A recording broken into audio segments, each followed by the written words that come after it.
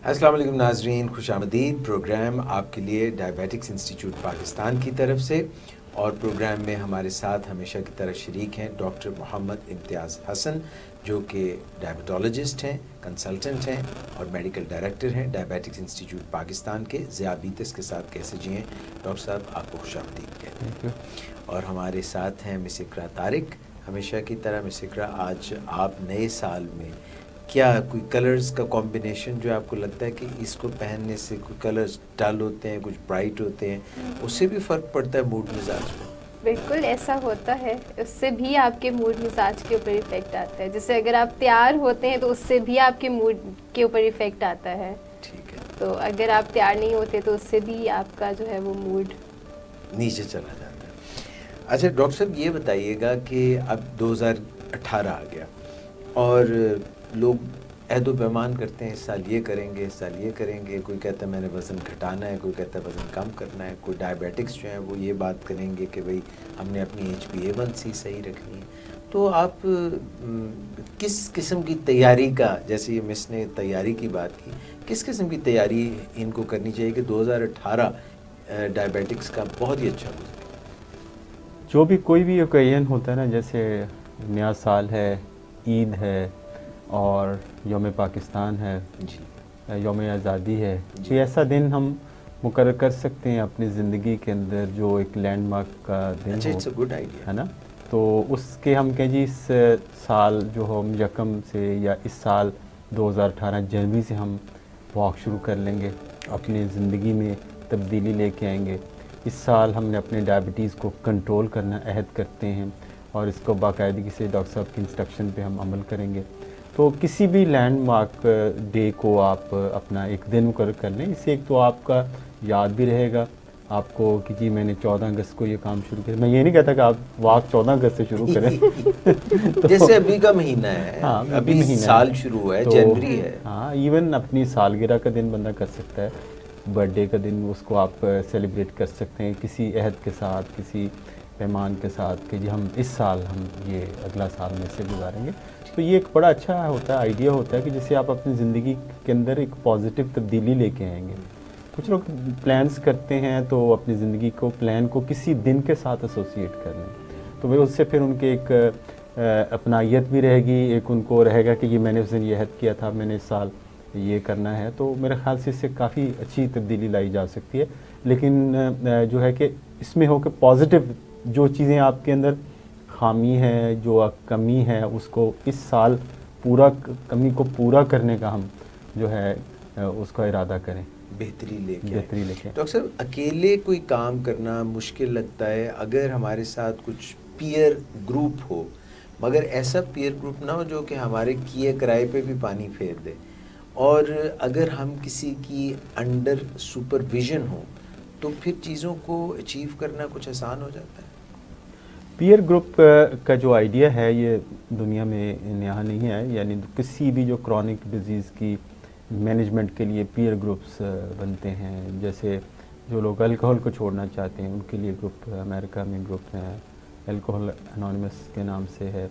Diabetes का unfortunately group तो नहीं है, लेकिन मेरा ख़्याल है कि पीयर ग्रुप से मुराद हम के ऐसे अफराद जो एक ही किस्म की बीमारी से, एक ही किस्म की कंडीशन के साथ का शिकार हों और जिनका मकसद एक हो, तो और किसी के सुपरविजन के अंदर हो। ये ना हो कि आप डायबिटिक ग्रुप की मीटिंग बुलाएं और वहाँ चाय और मिठाइयाँ, केक काटे जाएं और आप उसको सेलिब्रेट करना शुरू कर दें। तो आज तो डॉक्टर साहब की बर्थडे है तो आज हम सेलिब्रेट करते हैं। तो नहीं, उनके मकासद एक होने चाहिए, उनके ऑब्जेक्टिव्स एक होने चाहिए, उनकी जो विजन एक होनी चाहिए। तो फिर उसमें आप एक दूसरे से सीखते हैं। मसलन अगर आप जो मेरी कही हुई बात अगर मैं किसी पेशेंट से करूँगा, शायद उसके अंदर उतना वज़न नहीं होगा। अगर एक मरीज़ दूसरे मरीज़ से बात करता है, उसका वज़न काफ़ी ज़्यादा होगा कि ये उसको ये, क्योंकि वो पेशेंट ये जानता है शायद ये उस पर वो गोया उसके दिल में है कि ये जो मेरे पे गुजरी इस पे भी यही गुजर रही होगी, तो इसलिए ये इसकी बात ठीक है। डॉक्टर साहब तो शायद इस चीज़ से ना सफ़र कर रहे हों, लेकिन ये पेशेंट है जो मेरे साथ ही है, मेरे जैसे ही उसके प्रॉब्लम्स हैं, तो उसकी बात का वज़न ज़्यादा होता है।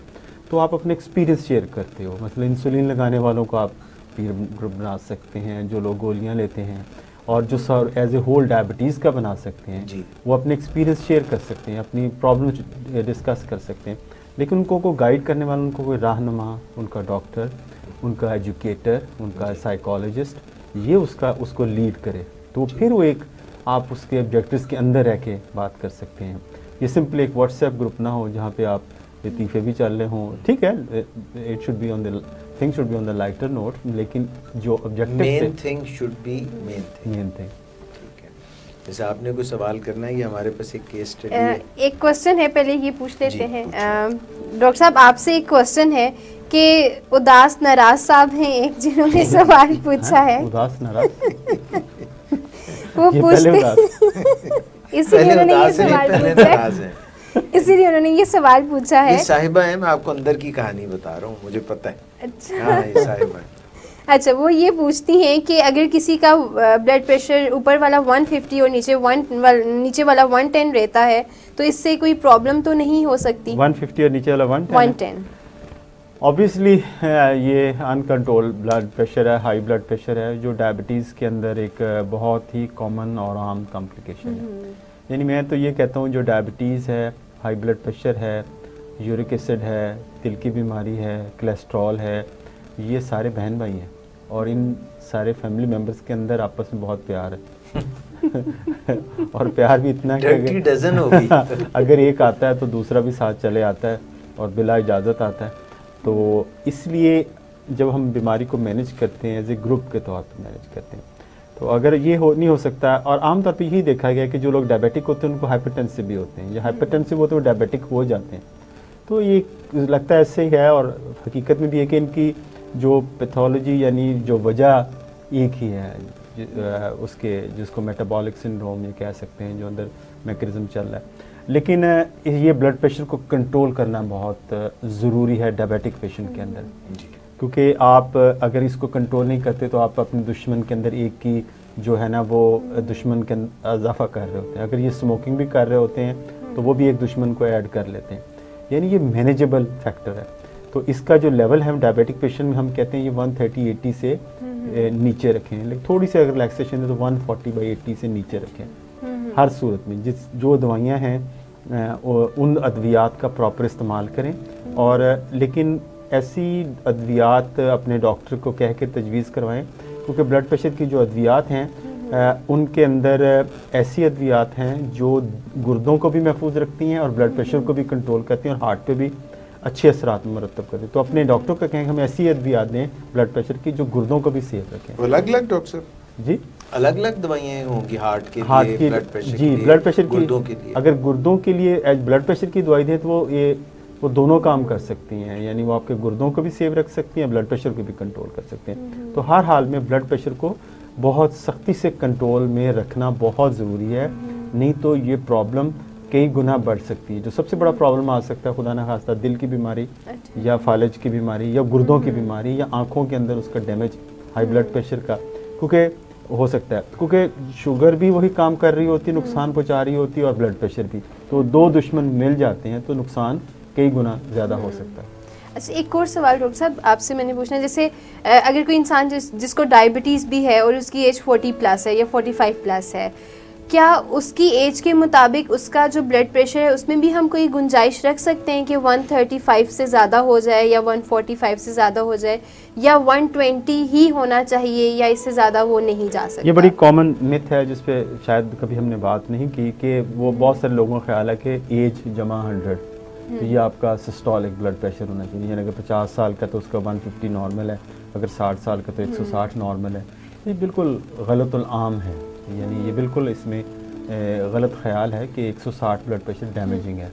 तो आपका हर डायबिटिक पेशेंट चाहे वो 100 साल का है या 30 साल का है तो उसका ब्लड प्रेशर एक ही रेंज के अंदर कंट्रोल किया। लेकिन जो लोग जिनको गुर्दों के अफ़ाल जिनके ख़राब होते हैं, जिनका क्रेटिन वगैरह ज़्यादा है, उनके अंदर हम थोड़ा सा सख्ती और कर देते हैं। अच्छा। अगर आप ऊपर वाला 140 है तो हम ऊपर वाले को 130 पे ले जाते हैं। अच्छा। और सख्ती से कंट्रोल करते हैं। तो ब्लड प्रेशर को इसमें एज जमा 100 वाला फार्मूला बिल्कुल गलत है। तो डॉक्टर साहब खातून हो तो उनका और हो जाए, मर्द हो तो और नहीं, ऐसे नहीं, बिल्कुल एक ही लेवल पे उन दोनों को रखा जाए, क्योंकि डैमेज जो ब्लड प्रेशर का है वो खातून और मर्द के अंदर एक जैसा ही होता है। और डॉक्टर साहब ये भी बता दें कि बार बार हम क्योंकि दो किस्म के ब्लड प्रेशर की बात करें, ऊपर का और नीचे का, ये ऊपर नीचे का क्या है? ऊपर वाला है जिसको हम सिस्टोलिक ब्लड प्रेशर कहते हैं, ये आमतौर पे ज़्यादा होता है। डायस्टोलिक होता है जो नीचे वाला ब्लड प्रेशर होता है, तो ये भी उसकी भी एक ख़ास है, ये कम होता है निस्बतन उसके जो है ऊपर वाले ब्लड प्रेशर के। तो जो इन दोनों के फ़र्क को हम पल्स प्रेशर कहते हैं।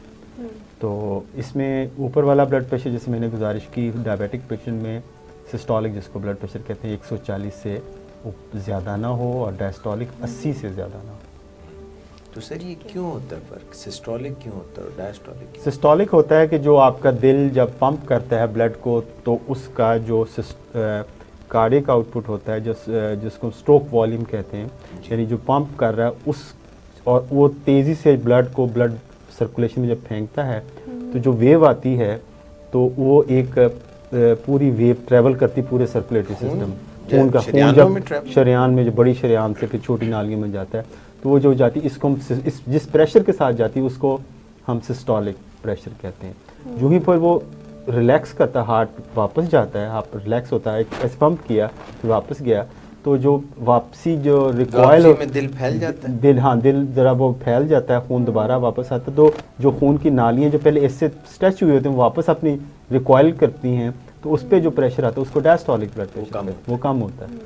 तो इसलिए दोनों को हमें ये दोनों को ही कंट्रोल करना ज़रूरी है। कुछ लगता है जी ऊपर वाला कंट्रोल करे, नीचे वाले की खैर है, तो ये नहीं, दोनों को अच्छे कंट्रोल। ऊपर वाले के क्या ज़्यादा फ़ायदे और नीचे के क्या फ़ायदे? से फ़ायदा तो ये होता है कि ऊपर वाला जो हमें जो उसकी जो रेंज है कि जो ब्लड प्रेशर का कंट्रोल 140, कुछ लोग जैसे बूढ़े लोग होते जाते हैं, उनका जो ऊपर वाला ब्लड प्रेशर है सिस्टोलिक ब्लड प्रेशर बढ़ जाता है, आर्टरी सख्त होती हैं, तो ज़्यादा प्रेशर के साथ हार्ट को पंप करना पड़ता है, तो उस, और नीचे वाला उनका उतना होता है। जैसे कुछ एक बीमारी जैसे थायराइड की है, थायरोटॉक्सिक है, उसके अंदर भी क्योंकि वॉल्यूम ज़्यादा होता है तो तेज़ी से जो उसका ऊपर वाला ब्लड प्रेशर ज़्यादा होता है और नीचे वाला खासा कम होता है, यानी पल्स प्रेशर ज़्यादा होता है, दोनों का फ़र्क ज़्यादा होता है। तो इससे भी हमें कई दफ़ा डिजीज़ को डायग्नोज करने में हेल्प मिलती है। मेरा एक सवाल पूछूं?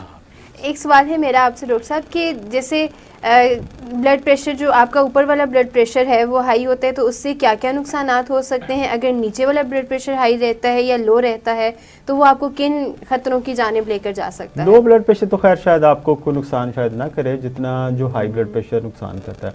हाई ब्लड प्रेशर आपको स्ट्रोक कर सकता है, ऊपर वाला जो खास तौर पे है, और दिल के दौरे का बाइस बन सकता है, और जो कॉम्प्लिकेशन एसोसिएटेड हैं वो दोनों के साथ ही एसोसिएटेड हैं, सिस्टोलिक के साथ डायस्टोलिक। आमतौर पे होता यही है कि ऊपर वाला भी बढ़ता है साथ नीचे वाला भी बढ़ता है।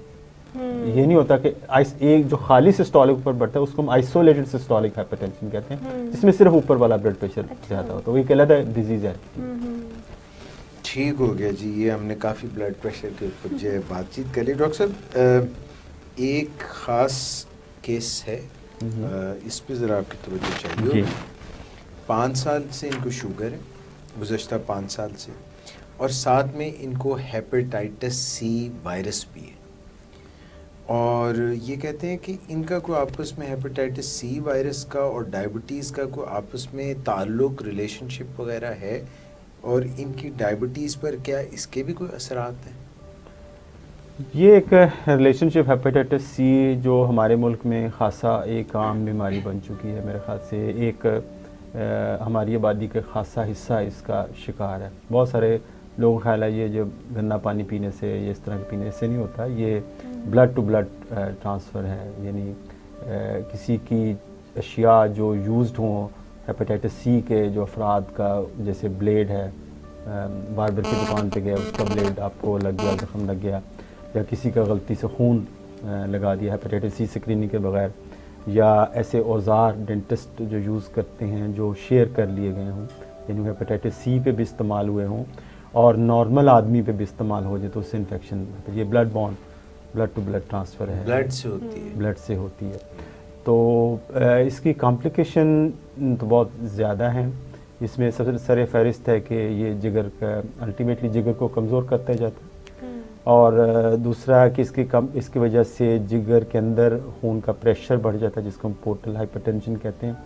उस प्रेशर बढ़ने की वजह से खून की नालियाँ जो मैदे के बिल्कुल मुंह पे होती हैं वो फूल जाती हैं, वेरिसेस जिसको कहते हैं, तो वहाँ से ब्लीडिंग भी होती है। तो खून की वॉमिटिंग वगैरह भी जैसे पेशेंट्स को होती हैं। तो सबसे डेडली कॉम्प्लिकेशन इसकी है वो है कैंसर। जो लिवर कैंसर है वो हेपेटाइटिस सी के साथ ज़्यादा एसोसिएटेड है, और हमें हेपेटाइटिस सी जिसको हो जाए उनको लिवर कैंसर हो सकता है, उसके चांसेस बहुत ज़्यादा, ये नहीं कि सभी को होगा लेकिन चांसेस ज़्यादा होते हैं, तो हमें स्क्रीनिंग इसकी भी करनी चाहिए। जहाँ तक ये ताल्लुक़ है कि क्या डायबिटीज़ का इससे कोई ताल्लुक़ है, डेफिनेटली ताल्लुक़ है, लेकिन कैसे वजह है ये हमें, इसकी वजह हमें नहीं पता चली कि इसकी क्या वजह है। क्योंकि ये देखा गया है प्रैक्टिस में, हम देखते हैं कि जिन लोगों को डायबिटीज़ होती है उनको हेपेटाइटिस सी खासा उनके अंदर कॉमन है, और जिन लोगों को हेपेटाइटिस सी होता है उनके अंदर डायबिटीज़ बड़ी कॉमन है, यानी ये दोनों में बड़ी अच्छी दोस्ती है। तो इसको मैनेज करना हेपेटाइटिस सी को खासा आसान हो गया। अच्छा जी। देखिए, एक तो जब आप टेस्ट करवाएं अपना, अगर आपके लिवर फंक्शन टेस्ट डिस्टर्ब हैं, आमतौर पे डायबिटिक पेशेंट में दो वजह से लिवर फंक्शन डिस्टर्ब होते हैं। एक तो फैटी लिवर की वजह से, यानी फैट लिवर के अंदर फैट है, और दूसरा हेपेटाइटिस की वजह से। तो अगर आप सिंपल एक टेस्ट करवा लें, THCV का टेस्ट करवा लें, हेपेटाइटिस सी का स्क्रीनिंग टेस्ट करवा लें, अगर वो पॉजिटिव है तो अपने डॉक्टर से मशवरा करें, तो वो आपको एडवाइस करेगा कि आप PCR जो इसका टेस्ट है वो करवाएं, जिसमें आप देखें कि क्या जो पॉजिटिव टेस्ट आया, वो पॉजिटिव टेस्ट ये सिर्फ बताता है कि इस जिस्म में वायरस का गुजर हुआ है, लेकिन ये हमें नहीं बताता कि इस वक्त वायरस ज़िंदा है या मुर्दा हालत में, एक्टिव है कि नॉन एक्टिव है। तो उसको देखने हम PCR करवाते हैं, जिसमें आपको बताता है कि किस वायरस, कौन सी टाइप का वायरस है और कितना है, वायरल लोड क्या है और जीनोटाइप उसकी क्या है, ये पता चलता है।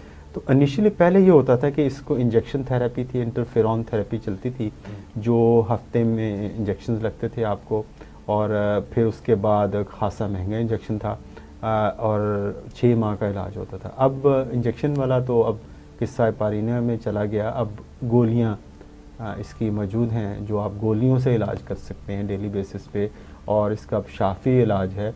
और अब तो बिल्कुल कुछ ऐसे होते थे ये दवाइयाँ कुछ जीनोटाइप्स एक्ट करती थी, अब कुछ ऐसी आ गई हैं अद्वियात जो सारी जीनोटाइप्स को कवर करती हैं। तो इसका इलाज में काफ़ी बेहतरी आई, और इसका इलाज क्योंकि इसको हुकूमत ने काफ़ी कोशिश की, तो इसका इलाज काफ़ी सस्ता हुआ और आम आदमी की पहुंच में भी आ गया है। यानी आप ये सफ़र करें कि कुछ इनिशियली काफ़ी इसका जो इलाज कॉसिमन गोलियों वाला इलाज काफ़ी महंगा था, तो अब मेरे ख्याल से 5 से लेके 10,000 पर मंथ के अंदर भी आप इलाज करवा। पहले तो डॉक्टर साहब लाखों की बात थी, तो अब इलाज काफ़ी सस्ता हो गया और टैबलेट्स के साथ है। लेकिन इस सारी चीज़ों के लिए ज़रूरी ये सारा इलाज खुद ना शुरू करें, अपने डॉक्टर से मशवरा करके, ये ख़ास है। यानी ये बात आपके लिए अच्छी बात है कि इसके साथ जो है कि इसका इलाज मुमकिन है, लेकिन किसी माहिर जो है, हेपेटोलॉजिस्ट है, जो लिवर के स्पेशलिस्ट हैं, उनके ज़ेरे निगरानी शुरू किया जाए और उसको फिर फॉलो अप रखा जाए, क्योंकि इलाज की बजाते खुद भी कॉम्प्लिकेशंस होती हैं। अच्छा। यानी इलाज में होता है कि कोई है कि वो आपके ब्लड सेल्स को लो करता है, थायराइड फंक्शन टेस्ट डिस्टर्ब हो सकता है, कुछ थोड़ा में साइकोलॉजिकल प्रॉब्लम भी आती है, डिप्रेशन भी हो जाता है इस ट्रीटमेंट के साथ। तो पहले तो डॉक्टर बुखार वगैरह भी होता है, उसके साथ बुखार, फ्लू लाइक सिम्टम्स होती हैं, ये बड़ी ट्रांजिट होती हैं, लेकिन ये with the passage of settle हो जाती हैं। लेकिन ये है कि आपको फॉलोअप में रहना चाहिए, ताकि आपके जो ज़रूरी टेस्ट हैं वो साथ साथ होते जाएँ, और फिर उसके बाद जब इलाज मुकम्मल हो जाए फिर भी इसका फॉलोअप रखा जाए। तो यानी इसके टेस्ट करवाते जाएँ जो आपके डॉक्टर एडवाइस करते, ताकि इसका कोई रिसर्जेंस ना हो, यानी दोबारा ये अपीयर ना हो। अक्सर ये कितनी खुशाइंद बात है, कुछ ही साल पहले, यानी 10 साल पहले या 15 साल पहले तो इलाज था ही नहीं हेपेटाइटिस सी। जी था तो है, लेकिन वो इंजेक्शन में था, काफ़ी स्केरी था और काफ़ी महंगा था, मरीज़ भागते थे, इंजेक्शन लगेंगे, बहुत सारे दूसरे चक्कर में पड़ जाते थे, जड़ी बूटियों के चक्कर में पड़ जाते थे कि जी हम इंजेक्शन 6 महीने कौन लगाएगा, तो ये है वो। लेकिन अब क्योंकि गोलियों की शक्ल में मौजूद है, तो मेरा ख़्याल है कि ये अब मुमकिन है, हर किसी की पहुंच में भी काफ़ी हद तक आ गया हुआ है। और इसमें एक अच्छी बात है कि गवर्नमेंट भी किसी हद तक मुझे पता चला कि सपोर्ट कर रही है इस को कि आप हेपेटाइटिस के पेशेंट को, जो मरीज़ हैं उनको नॉन अफोर्डिंग उनके घर पे उनको अद्वियात पहुँचा दी जाए। तो मेरा ख्याल है इसका जो अवाम है इसका जो सही इस्तेमाल करेंगे। डॉक्टर साहब, ये जो आप कह रहे हैं कि इनका चोली दामन का साथ भी है, दोस्ती भी है इनकी, तो क्या होता है जिगर के सिकुड़ जाता है जिगर का, और डायबिटीज़ में कोई जो स्टोर हाउस होता है जहाँ पे ग्लूकोज होता है और वो कोई रिलीज़ होने में मसला हो जाता है, कोई निज़ाम जो है उसका दरहम बरहम हो जाता है हेपेटाइटिस सी में, क्या होता है? डायरेक्ट शायद मेटाबॉलिज्म को इतना इफेक्ट नहीं कर रही होती, क्योंकि जिगर तो ज़ाहिर है स्टोर हाउस है, आपके ग्लूकोज का स्टोर हाउस है, तो उसमें खैर इतना इफेक्ट नहीं करता। लेकिन ड्यू टू अननोन मैकेनिज़्म आपको अगर हेपेटाइटिस सी, जैसे मैंने बात की कि आपको डायबिटीज़ होने का ख़तरा ज़्यादा, तो हमें साथ जो ऐसे पेशेंट हैं उनको स्क्रीन आउट करते रहना चाहिए कि डायबिटीज़ हो तो नहीं गई। लेकिन जब डायबिटीज़ हो जाए तो फिर थोड़ा सा फिजिशियन का जो काम है वो ट्रिकी हो जाता है, क्योंकि आप जब अद्वियात ऐसी देती हैं जो जिगर के थ्रू चलती हैं, जैसे डायबिटीज़ की अद्वियात ऐसी हैं तो जो आपको सारी मोस्टली जिगर के थ्रू भी पास करती हैं, उस पोर्टल सर्कुलेशन के थ्रू जाती हैं, तो वो कुछ ना कुछ जिगर को भी मुतासर कर सकती हैं। तो हमें ऐसी अद्वियात का इस्तेमाल करना होगा जो इस इलाज के दौरान, उसकी मैं अभी बात करता हूँ कि जो हेपेटोटॉक्सिक ना हो, यानी जिगर को कोई नुकसान ना पहुँचाएं, ऐसी अद्वियात डायबिटीज़ की देखें। और ये भी याद रखें कि अगर डायबिटीज़ का कंट्रोल अच्छा होगा तो हेपेटाइटिस सी का इलाज मुअस्सर होगा, ठीक है। अगर कंट्रोल इसका वीक है, कमज़ोर है, हमारा उस लेवल का नहीं है, तो हमें हेपेटाइटिस सी का इलाज में वो कामयाबी हासिल नहीं हो सकती जो हम चाहते हैं। तो ये दोनों बड़ी बातें लाज़िम मंजूर। तो डॉक्टर साहब, इसमें कोई ग्लूटाजोन्स का भी रोल है? ग्लूटाजोन का रोल फैटी लिवर के अंदर है, जिसको हम NAFLD भी कहते हैं, non alcoholic fatty liver disease. उसके अंदर फैटी लिवर के अंदर ग्लूटाजोन्स दिए जाते हैं और उसके अंदर बड़ी कामयाबी है और बड़ी अच्छी ड्रग ऑफ चॉइस, जिसको आप क्योंकि वहाँ पे एक्ट करते हैं और उसको उसके इलाज में काफ़ी मुआवन साबित हुई है। डॉक्टर साहब, आपने फरमाया कि खून में हेपेटाइटिस सी वायरस ट्रांसमिट होती है, एक शख्स से दूसरे को लगती है। मिसाल के तौर पे कोई बार्बर के पास गया या किसी ने इन्फेक्टेड ब्लेड यूज़ कर लिया, या ये जो ड्रग एडिक्ट्स होते हैं वो सिरिंजेस एक दूसरे की इन्फेक्टेड सिरिंजेस यूज़ कर सकते हैं, ये सेक्सुअली भी ट्रांसमिट हो सकती है और माँ से बच्चे को भी ट्रांसमिट हो सकती है? हाँ, किसी हद तक होती है, जिसको वर्टिकल ट्रांसमिशन भी है, लेकिन जो ज़्यादा ट्रांसफ़र है इसकी वो डायरेक्ट कंटेमिनेशन है। बिल्कुल उसी पैटर्न पे है जिसको हम एड्स के पैटर्न पे जैसे ट्रांसफ़र होती है, तो उसी तरह ये चीज़ें ट्रांसफ़र हो सकती हैं। तो मेरा ख़्याल है कि इसको हमें फिर मैं कई दफ़ा बात करता हूँ, जब हम बात करते हैं बहुत सारी फैसिलिटीज़ देने के लिए गवर्नमेंट के लेवल पे, आम आदमी के लेवल के जिसका इलाज हो, तो बेसिकली हम इंतज़ार करते हैं कि कॉम्प्लिकेशन हो जाए, बीमारी हो जाए, फिर हम उसका सोचेंगे। ये अप्रोच मेरे ख्याल से, ये नुक्ता नज़र हमें आम लोगों को भी, हुकूमत को भी बदलना पड़ेगा। ज़्यादा ज़ोर हमें प्राइमरी प्रिवेंशन पे लगाया। प्राइमरी प्रिवेंशन क्या है, फिर बात करता हूँ कि प्राइमरी प्रिवेंशन बीमारी को होने से पहले रोकना। सेकेंडरी प्रिवेंशन है बीमारी होने के बाद उसका तदारक करने का सोचना कि आइंदा ना हो जाए। जी, यानी एक है तूफ़ान आने से पहले बंद बांधे और एक है तूफ़ान आने के बाद क्या मेजर, दोनों में इलाज नुकसान तो काफ़ी हो जाए। नुकसान एक कोलेटरल डैमेजेस या डायरेक्ट डैमेज के बाद आप जो इलाज करेंगे वो एक और चीज़ होगी। एक बीमारी को होने से पहले रोकना, ये और किस्म का इसका इलाज होगा। और जो प्राइमरी प्रिवेंशन है ये सस्ती है, ये हमारे मुल्क को सूट भी करती है। अवेयरनेस का वो लेवल हो कि हर आदमी को पता हो कि डेंटिस्ट को जाके कहे कि मेरे लिए औजार ऐसे दें, मेरे और बार्बर को जाके कहे कि मेरे लिए जो ये औजार ये आप इस्तेमाल करें, और उसको पता हो कि ब्लड जब अगर लगवाना पड़ता है तो उसकी स्क्रीनिंग क्या चीज़ होती है, तो कंटेमिनेशन से अवॉइड करें, एक दूसरे की नीडल शेयरिंग से और अपने जो रेज़र शेयरिंग से उसको अवॉइड करें। यानी आप उसको अवॉइड करने पे कोई ख़ास खर्चा नहीं आता, अवेयरनेस होनी चाहिए। लेकिन हम ज़्यादा ज़ोर मेरे ख्याल से सेकेंडरी प्रिवेंशन पे ज़्यादा लगता है या टर्शरी प्रिवेंशन पे भी लगता है कि जो उसके कॉम्प्लिकेशन हो गई हैं, कैंसर हो गया, उसका इलाज करना है, ठीक है। जैसे डायबिटीज़ पे भी रूल सेम अप्लाई होता है, क्योंकि मैं जब MBBS एग्जामिनेशन में हम गए तो मुझे उन्होंने एक ही क्वेश्चन पूछा था, वो हमारे जो टीचर थी उन्होंने डॉक्टर महमूदा मुबशर होती थी कम्युनिटी मेडिसिन की, तो उन्होंने कहा कि what are the primary levels of prevention. मुझे इसीलिए अभी तक याद है, लेकिन अच्छा मुझे रट्टा लगा हुआ था तो काफ़ी उसमें तो ये मैं सोच रहा था कि जब सोचा मैंने कहा ये तो हर चीज़ में अप्लाई होते हैं, primary prevention, secondary prevention, tertiary prevention. तो ये आप करें, प्राइमरी प्रिवेंशन सस्ती है, सेकेंडरी प्रिवेंशन महंगी हो जाती है, और टर्शियरी प्रिवेंशन वो तो आप कॉम्प्लिकेशन को आप इलाज कर रहे होते हैं कि कॉम्प्लिकेशन को कैसे रोका जाए।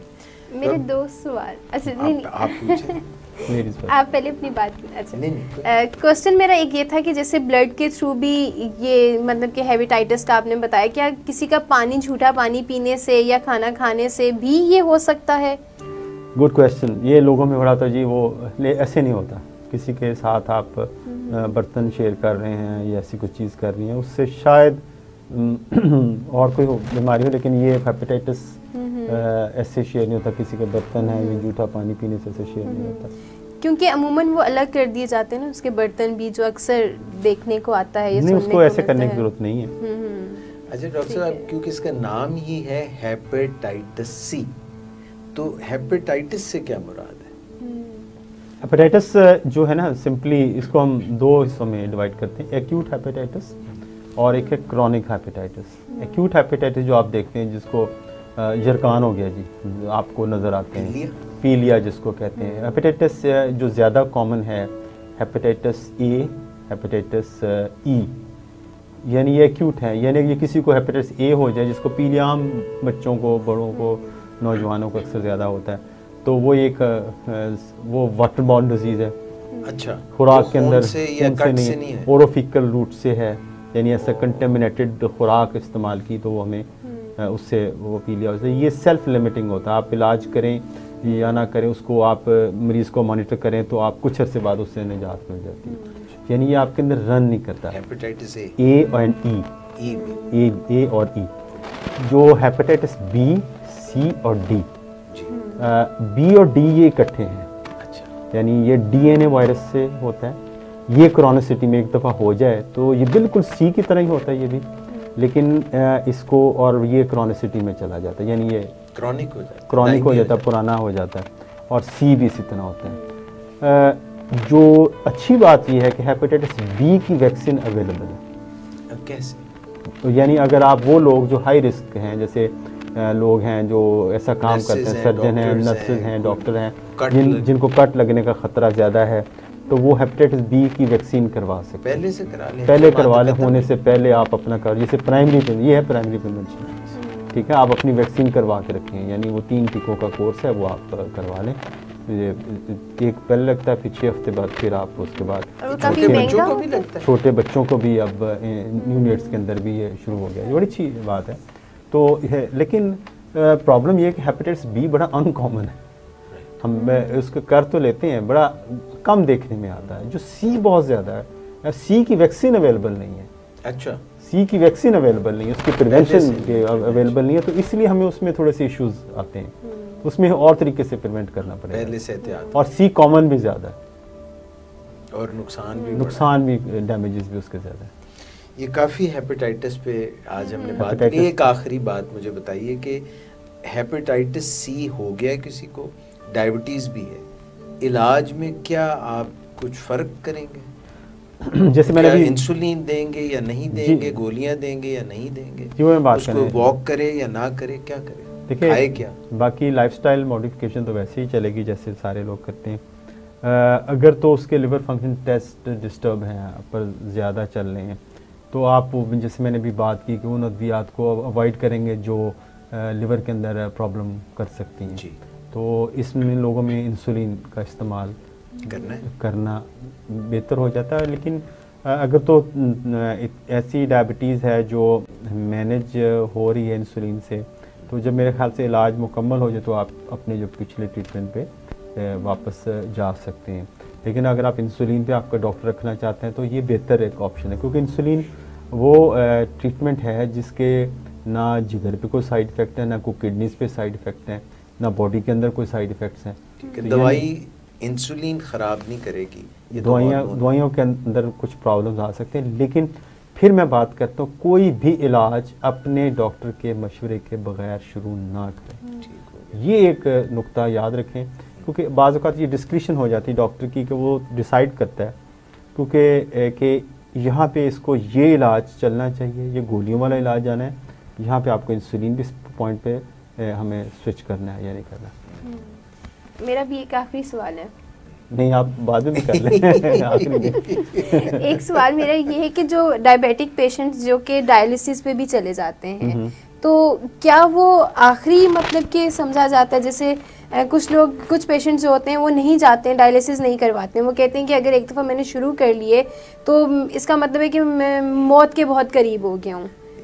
ये ऐसा मैंने सुना था। मिस इकरा ने जिगर से गुर्दों पे आज पूरी मेडिसिन कवर हो गई।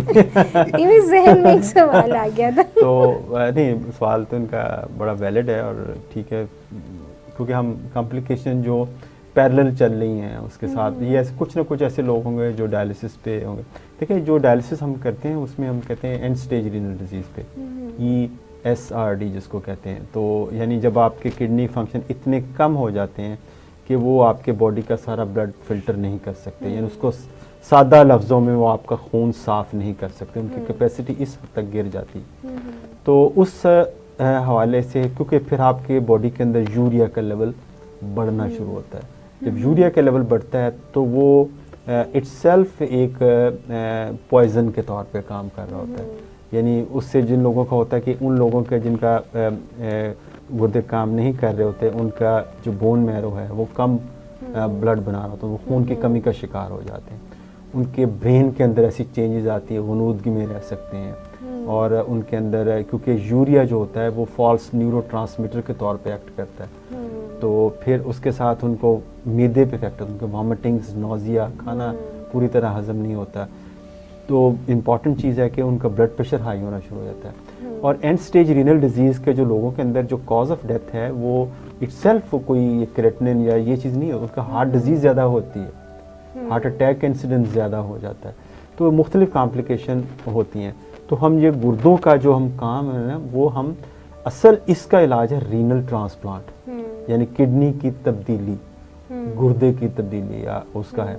लेकिन इस प्रेपरेशन में कि जहाँ से बंदे को एंड रीनल स्टेज डिजीज़ हुई है, गुर्दे की तब्दीली तक जाने के लिए जो ट्रांजिट पीरियड है, जो वक्फा है, वो हम डायलिसिस से कवर करते हैं। डायलिसिस परमानेंट ट्रीटमेंट नहीं है, ये उसके लिए तैयारी है कि आप रीनल ट्रांसप्लांट जब तक आपका अवेलेबल नहीं होता, गुर्दा अवेलेबल नहीं होता, कोई और आपके मसाइल वो नहीं है, तो उस वक्त तक आप इसको गुर्दों की सफाई हफ्तावार या हफ्ते में 2 दफ़ा वो करवानी पड़ेगी, नहीं तो बॉडी के फंक्शन वो अफेक्ट कर सकते हैं। ये कैसे होती है सफाई? कोई वैक्यूम क्लीनर लगा? नहीं, उसमें ये होता है कि एक मशीन है जो बिल्कुल वो काम करती है। यानी हम अल्लाह की उस नेमतों का हम उसका शुक्रिया अदा नहीं कर सकते। हम हमारे पास इतने 2 गुर्दे हैं जो हमारा पता नहीं कितना करोड़ों का फ़ायदा कर रहे हैं, जो हम उसके हमें एहसास भी नहीं होता कि हमारा फ़ायदा कर रहे थे। तो इतनी जब आप इस एक गुर्दे का फंक्शन है, तो एक इतनी बड़ी मशीन जो मेरे ख्याल से इस कोई एक 2-3 एयर कंडीशनर के बराबर जिसका साइज़ है, तो वो मशीन आपका एक गुर्दे का काम कर रही है और आपको स्टे ऑन करना पड़ रहा है। उसके साथ आपका ब्लड एक तरफ से आपका ब्लड जा रहा है, फिर दूसरी से वापस दोबारा आ रहा है, उस मशीन में से गुजर के तो वो सफाई वो करता है, जो ब्लड गुजरता है उसमें से जो फासद मादे हैं वो निकाल लिए जाते हैं।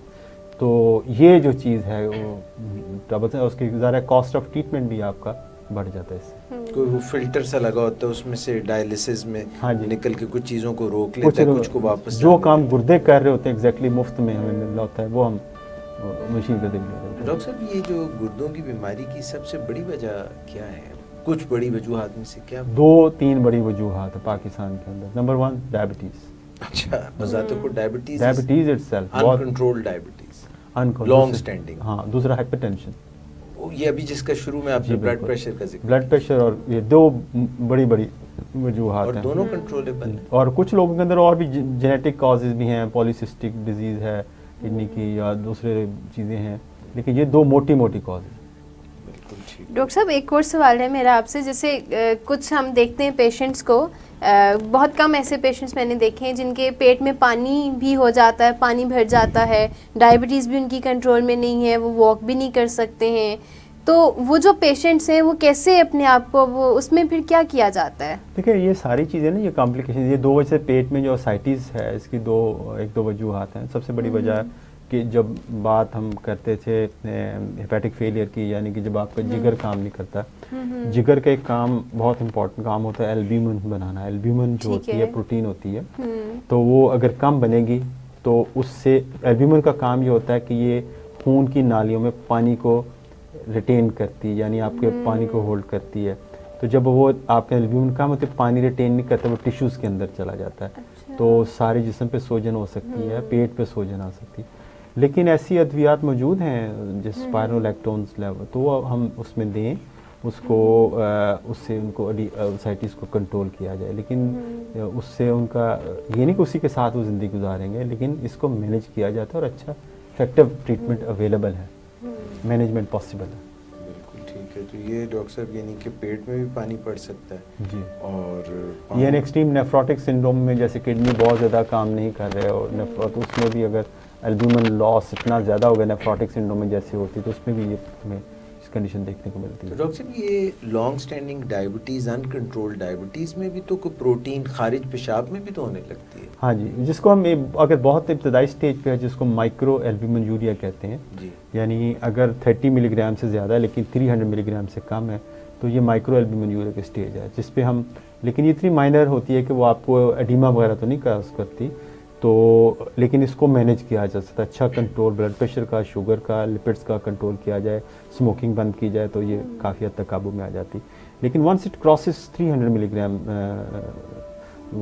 कट ऑफ वैल्यू, यानी 300 मिलीग्राम से ज़्यादा अगर आपके यूरिन के अंदर प्रोटीन आना शुरू होगी है, तो एक फिर दिन जो आप सैंपल करें 300 मिलीग्राम से ज़्यादा आ जाए, तो फिर हम इसको ग्रॉस प्रोटीन यूरिया कहते हैं। तो इसी कंडीशन के अंदर आपको एडिमा डेवलप हो सकता है, यानी सारा बदन सूजा सूजा से। सरगोदा के पास एक जगह है खुशाब, वहाँ से हमें कॉल आई थी सादत साहब की। सादत साहब ने, मुझे लगता है कि फेसबुक पे भी खान के नाम से ये सवाल मिस पहले भी किया था। बहरहाल उनका फिर से सवाल आया, कुछ परेशान भी थे डॉक्टर साहब, कह रहे थे कि मैं खुशाब में हूँ और कुछ समझ नहीं आती, ज़िंदगी जो है वो मुश्किल सी लगने लगी। 31 साल इनकी उम्र है, 3 माह से इनको डायग्नोज हुई है शुगर। काफ़ी परेशान भी रहे और हमारे प्रोग्राम देख के कुछ इनकी ढारस बंदी है, कुछ इनको हौसला मिला जीने का। मगर वो आपसे पूछना ये चाह रहे थे कि आगे इनकी डिज़ीज़ का प्रोग्नोसिस क्या है, क्या पैटर्न इख्तियार करेगी, 31 साल इनकी उम्र है, और साथ में ये भी पूछ रहे थे कि लाइफस्टाइल क्या होना चाहिए, और ख़ास जो इनका एम्फेसिस था कि कमज़ोरी बड़ी हो गई है तो क्या खाऊं पीऊं, और मछली के बड़े शौकीन है, कहते मछली खा लो। तो सबसे पहले ये पूछना चाहिए था इनको कि मैं डोडा खा लूँ। हाँ, वो तो खुशाब का डोडा जो है, ऐसे डॉक्टर साहब इजाज़त है उसकी, डोडा खा सकते हैं। मेरे ख्याल से डोडा जो है वो आपने भी खाया होगा। हाँ इट्स वेरी स्वीट और दूसरा बहुत मज़े की चीज़ है। मुल्तान से डॉक्टर साहब सोहन हलवा और इधर से तो क्योंकि खुशाब की जो पहचान इसको कह सकते हैं, मुल्तान का सोहन हलवा और ये डोडा खुशाब का, बहुत अच्छे लोग यहाँ पे हैं, फ्रेंडली लोग हैं जी। इसमें जो है, लेकिन इसमें चिकनाई की मिकदार, मीठे की मिकदार अच्छी खासी होती है, तो मेरा ख्याल है कि अवॉइड करें तो बेहतर है। अच्छा, जहाँ तक इनका ताल्लुक़ है ना, इनको सादत खान साहब ने ये बात की कि मैं सुन रहा था उनकी बात, तो वो बड़े परेशान थे, उन्होंने बहुत परेशान था।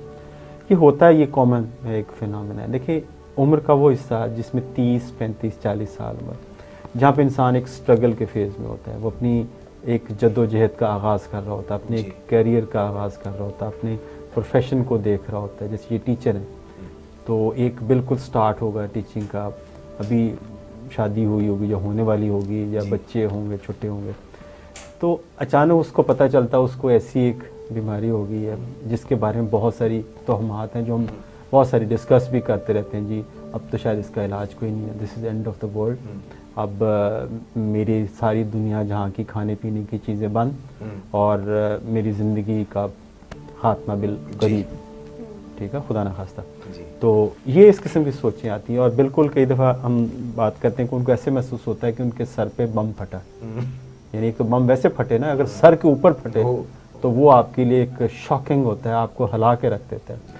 अच्छा, इसमें से बहुत सारे लोग मिस ज़्यादा बेहतर तरीके पे बता सकती हैं कि एक इनिशियल ग्रीफ का जो पीरियड होता है जिसमें आप पेशेंट डिनाइल में होता है, वो मानते नहीं जी दूसरी लैब से करो, गलतफहमी होगी, ये नहीं हो सकता, मैं तो कुछ करते नहीं, ये नहीं हो सकता। जो वो डिनाइल में होता है, कुछ लोगों का पीरियड ट्रांजिट होता है, जो ट्रांजिट पीरियड वाले जो डिनाइल होते हैं वो बड़े सुखी हो जाते हैं बाद में। जो परमानेंट डिनाइल में रहते हैं ना वो इलाज शुरू करते हैं ना इस बीमारी को, देखें इलाज तो तब शुरू जब बीमारी को तस्लीम करेंगे, ठीक है ना। जब तस्लीम ही नहीं किया, उस हकीकत को तस्लीम नहीं किया, अगर बाहर दिन सूरज निकला हुआ हो और मैं कहूँ जी रात है, तो मैं उसके लिए कुछ नहीं कर, ठीक है ना। जब हम तस्लीम कर लें कि अब ये मुझे हार्ड फैक्ट है, ये मेरे सामने ये मसला है, इसको देखिए यंग आदमी के लिए ना, जैसे इनके लिए हम जो मेयार है वो शुगर कंट्रोल का बहुत सख्त रखेंगे। क्यों? ये दौड़ सकते हैं, ये अपने आप पे सेल्फ कंट्रोल इनमें ज़्यादा मजबूत है, इनकी आदतें उतनी पुख्ता नहीं है जितनी एक 60 साल के या 55 साल के बंदे की होंगी। तो इनके लिए लाइफस्टाइल मॉडिफिकेशन लाना बहुत आसान होगा और इन पे हम करना भी चाहिए, ठीक है। तो एक तो ग्रीफ पीरियड से निकल आए, वैसे उन्होंने कहा हम आपका प्रोग्राम सुनते हैं, क्योंकि ये जो प्रोग्राम ये इस कड़ी का हिस्सा है कि हम आपके रवैये के अंदर तब्दीली लाएं, जो आपको हम आपको अद्वियात तो नहीं यहाँ दे सकते, ना आपको इंसुलिन का इंजेक्शन दे सकते, ना आपको नुस्खे लिख के दे रहे हैं। हम जो ज़्यादा बात कर रहे हैं वो आपके लाइफस्टाइल मॉडिफिकेशन के, आपके तर्ज ज़िंदगी में जो इलाज का 70% हिस्सा है वो हम इस प्रोग्राम के थ्रू आपको पहुँचाने की कोशिश कर रहे हैं। एक दूर दराज के इलाके में जो आदमी दवा तो वो अपने वहाँ से डॉक्टर से भी ले सकता है, लोकल डॉक्टर से, लेकिन ये वो शायद उस डॉक्टर के पास इतना टाइम ना हो कि वो आपको ये चीज़ें बताए। तो मेरे ख्याल से हम कोशिश करते हैं, उसमें कितने कामयाब है ये हमारे नाजरीन उसको बता सकते हैं, इसमें कितने फीसद कामयाब है। तो इसमें जब है कि ये ग्रीफ से बाहर आ गए हैं, अब इलाज का सोच भी रहे, बेहतर भी फील करते हैं, तो इनमें हम डाइट एक्सरसाइज पे ज़्यादा जोर दें, ये ज़्यादा अच्छी कंट्रोल, क्योंकि डायबिटीज़ का इलाज अगर शुरू दिन से सख्ती से कंट्रोल कर लिया जाए, अगर ज़िंदगी के सफ़र में कभी ये इलाज ढीला भी पड़ जाए, मैं लफ्ज़ इस्तेमाल कर ढीला भी पड़ जाए, तो आपको वो नुकसान, वो डैमेज नहीं होता जो जिसने शुरू दिन से इसको लूज कंट्रोल में रखा।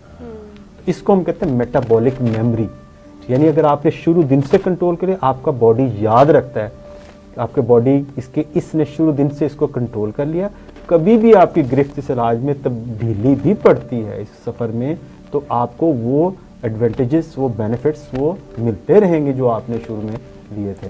तो ये इसका, इस पे गौर करें। तो दूसरा जो है कि इनका है कि क्या मैं फल खा सकता हूँ जी, कमज़ोरी महसूस है कि कमज़ोरी का जो ताल्लुक़ है ना, वो एक तो इन रियल सेंस है कि आपको कमज़ोरी है कि जी आपकी शुगर कंट्रोल नहीं है, आपकी टांगों में जान नहीं है, जिस्म में दर्दें हैं, फलां है, ये वो। दूसरा कमज़ोरी एक साइकोलॉजिकल वीकनेस होती है। साइकोलॉजिकल वीकनेस ये होती है कि आप अपनी वर्थ कम फील करते हैं, आपका एनर्जी लेवल आपको लो फील होता है, मूड है, डिप्रेशन है, वो आपको वीकनेस की शक्ल में ज़ाहिर होता है। और बाज़ औक़ात ये होता है, अक्सर लोगों में मैंने देखा है कि उनका शुगर लेवल हाई होता है ना, वो बड़े सेहतमंद होते हैं, खुश होते हैं। अच्छा। हाँ, शुगर हाई होती है, खुश होते हैं, जो ही उनका शुगर लेवल कंट्रोल में आता है, क्योंकि बॉडी एक यूज टू हुआ होता है, बिल्कुल नशे की तरह होता है, यानी उस नशे का आदी हो चुका होता है, शुगर हाई, शुगर के जो ही नशे को शुगर हाई का नशा जिसको मैं, और जब उसको हम कंट्रोल करते हैं तो विड्रॉल में चला जाता है वो, उसकी ज़िंदगी शुरू में उसको लगता है जीरन होगी, मैं तो पहले बड़ा अच्छा था, जब मेरी शुगर 300 रहती थी, अब 110 रहनी शुरू हो गई, तो मेरा तो जो है मामला काफ़ी ख़राब हो गया। तो ये एक वक्ती पीरियड है, जो बंदा इस पीरियड से निकल गया, इस पीरियड को निकाल लिया जिसने, ये तो वो ठीक रहेगा। तो ये भी एक वीकनेस की। अच्छा, जो फ्रूट्स का इस्तेमाल है, फ्रूट्स का इस्तेमाल आपको जो है कि लाजमी कर सकते हैं, बहुत थोड़े फ्रूट्स हैं जो आप मनाएं, लेकिन हम उसमें भी पोर्शन कंट्रोल है। यानी आज एक पेशेंट कहते हैं हम फ्रूट तो खाते हैं, मैंने कहते हैं हम रेगुलर खाते हैं, लेकिन मैंने कहते हैं जी मैं तकरीबन आधी दर्जन के करीब किन्नू और जो है और आधी दर्जन के करीब केले में हम खा लेते हैं, तो इतना तो बंदे को खाने चाहिए ना। तो फ्रूट्स को क्वांटिफाई करें, खाने के अलावा जी खाने के अलावा तो उसको क्वांटिफाई करें। अगर उसमें ये है कि आप उसको खाने के दरमियानी वक्फे में लें, यानी नाश्ते और लंच के दरमियान में लें, जो आपका जो स्नैक टाइम है, और शाम को शाम को रात के खाने और दोपहर के खाने के दरमियानी वक्फे में लें। यानी खाने का हिस्सा ना बनाएं, खाने से कुछ वक्फे के बाद लें। और अपने हाथ को रखें सामने, इसके अंदर जो फ्रूट आता है, ज़ाहिर इसमें तरबूज तो नहीं आ सकता ठीक है ना, और खरबूजा भी नहीं आ सकता, छोटा शायद कोई आ जाए तो आधा ले लें, आधा ले लें। देखिए इसको आप पैमाना रखें, ये आपका हाथ, ये हथेली, ये आपका पैमाना है। जी, ख़वातीन के तो हाथ छोटे होते हैं, वो थोड़ा खाना चाहिए ना तो इसके इतना ही सेब, इतना ही अमरूद, इतना ही किन्नू, इतने जो फ्रूट जो आ सकता है इसके अंदर, उसको क्वांटिफाई कर लें। तो ये आप 2 सर्विंग 3 सर्विंग फ्रूट की ले सकते हैं, तो अपनी ज़िंदगी को एंजॉय कर सकते हैं। तो इसमें कोई इतनी, मैं कहता हूँ कि इतनी आपकी ज़िंदगी में इतनी लोगों में ख्याल है कि पता नहीं मेरी 90% चीज़ें बंद हो जाएंगी और मैं 90% चीज़ों से महरूम कर दिया जाऊँगा। हालांकि ऐसी नहीं, उलट है। बहुत कम चीज़ें हैं जो आप नहीं ले सकते। शुगरी ड्रिंक्स है, फिजी ड्रिंक्स हैं, वो आप अवॉइड करें। जो स्टेट पे शुगर की बनी चीज़ें, मिठाइयाँ वगैरह, वो अवॉइड करें। फ्रूट्स आप मॉडरेशन के साथ, इवन अगर आप अच्छा कंट्रोल करते हैं तो आप आम के को भी इंजॉय कर सकते हैं। जी जी। अच्छा डॉक्टर साहब, मैं ये पूछना चाह रहा था कि मिसाल के तौर पे ये तो आपने फ्रूट्स के बारे में बताया, इसके अलावा मछली रह गई, मछली और प्रोटीन और इस किस्म की जो चीज़ें, कार्बोहाइड्रेट्स के अलावा फैट्स, प्रोटीन्स, इनके मुतालिक और ख़ास तौर पे मछली के मुतालिक। मछली कहते हैं ये खा सकते हैं। मछली प्रोटीन है और अच्छा रिच सोर्स ऑफ प्रोटीन है और लेस फैट होती है इसके अंदर। लेकिन हम मछली को भी जो है ना वो बशर्फ़े वो कर लेते हैं, चिकनाई और तल के उसको इतना वो हैवी कर लेते हैं कि वो हमारे वो खैर उसकी जो वैल्यू है वो काफ़ी हद तक ख़राब कर लेते हैं। देखिए मछली को आमतौर पे तल के खाते हैं और उसके साथ पहले उसको नमक के अंदर प्रिजर्व करते हैं, उसको मसाला सा लगा के नमक उसके अंदर ऐसे ही करते हैं मिस, ऐसे ही करते हैं, लेमन भी लगाते हैं, लहसुन भी लगाते हैं। हाँ तो सारा लगाते हैं, उसकी स्मेल वगैरह होता है, लेकिन नमक का भी काफ़ी इस्तेमाल होता है। तो एक तो उसका जो इनहेरेंट साल्ट उसके अंदर खुद होता है मछली के अंदर, और दूसरा हम ऊपर से लगाते हैं। फिर उसके बाद एक बेसन की मोटी तैल लगा के उसको जब डीप फ्राई किया जाता है तो वो जो तेल है उसके छोटे से छोटे हिस्से के अंदर, सेल्स के अंदर पहुँचा दिया जाता है। अभी तो मज़ा आता है वो मज़ेदार तो ज़रूर है, लेकिन आप उसकी जो वैल्यू है वो आप, और तेल आप जो दुकान से जब देखें ख़रीदते हैं ना, घर में की तो मैं बात नहीं करता, वो तेल इतना काला हो चुका होता है जिसके अंदर ब्रांच फैटी एसिड्स बने होते हैं और वो नुकसान करते हैं। वो जो काला तेल जिसको बार बार गर्म किया जाता है कढ़ाई के अंदर, वो नुकसानदेह होता है। तो अगर आप घर में ये कर लें, कभी कभार लेने में कोई हर्ज नहीं है। लेकिन मैं कहता हूँ कि आप ग्रिल्ड लें फ़िश, वो भी बड़ी अच्छी होती है, आप उसको ग्रिल्ड करना सीख लें। कोलों पे बनी चीज़ पका और सालन बनाएं उसका, तो वो बड़ा अच्छा आपके लिए फ़ायदेमंद। फिर आप रोज़ भी ले सकते हैं, ऐसी कोई बात नहीं। लेकिन फिर बात करते हैं मॉडरेशन, इत्दाल के साथ। अब ये ना आप दोस्तों को कहिए मैं किलो मछली खा गया, 2 किलो मछली आज खा गई मैंने, तो 1 पाव खा ले, 1 पाव खा ले, हाँ 250 ग्राम्स खा ले। तो सर्दियाँ हैं, लोग पसंद करते हैं, ले सकते हैं। जी बिल्कुल ठीक है डॉक्टर साहब। मेरा ख्याल है प्रोग्राम आज का जो है यहीं तक हम रखते हैं, क्योंकि अभी सवाल तो और भी हैं, मगर आज के लिए इतना ही काफ़ी है। फिर इंशाल्लाह अगले हफ्ते हम मज़ीद सवालों के साथ आएंगे। नाज़रीन, डॉक्टर इम्तियाज़ हसन आपको बता रहे थे आज काफ़ी मुख्तलिफ मिस इकरा ने भी और हमने भी सवाल किया, और जो आप लोगों ने पूछना चाह रहे थे, हमने ब्लड प्रेशर पे भी बात की, हमने हेपेटाइटिस पे बात की, हमने डायलिसिस पे बात की, फिर ये जो सादत साहब का सवाल आया था इस पे हमने बात की। काफ़ी सारी हमने आज प्रोग्राम में बातें की और डॉक्टर इम्तियाज़ ने फिलबदी हमें सबके जवाब दिए। Miss Iqra Tariq, thank you. Doctor Imtiaz Hasan, thank you so much, जज़ाकल्लाह। इंशाल्लाह अगले हफ्ते मुलाकात होगी। नाज़रीन, अपना बहुत ख्याल रखिएगा। टिल देन, अल्लाह हाफ़िज़।